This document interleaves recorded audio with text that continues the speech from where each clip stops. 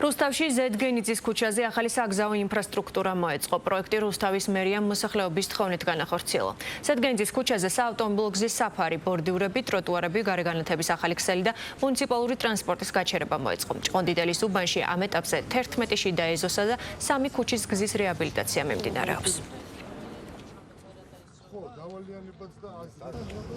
მოსახლეობის მოთხოვნით დავასრულეთ კიდევ ერთი მნიშვნელოვანი პროექტი ჭყონდიდელის უბანში. ახალი საგზაო ინფრასტრუქტურა უკვე აქ მაცხოვრებლებს მისცემთ შესაძლებლობას, რომ ისარგებლონ მუნიციპალური ტრანსპორტით, რაც იყო მათთვის ყველაზე მნიშვნელოვანი. ამ უბანში 3 მსხვილი პროექტი ხორციელდება, მათ შორის 11 შიდა საუბნო გზის მოწესრიგება და ასევე 3 სამართზე ცენტრალური ქუჩის სარეაბილიტაციო სამუშაოები. აღნიშნულ ლოკაციაზე ცხოვრობს დაახლოებით 35 ოჯახი. წლების მანძილზე პრობლემა იყო, არ არსებობდა გზა, შესაბამისად მუნიციპალური ტრანსპორტი ვერ მოძრაობდა, რაზეც ექმნებოდა მოსახლეობას პრობლემა. ამჟამად დასრულდა აღნიშნული პროექტი.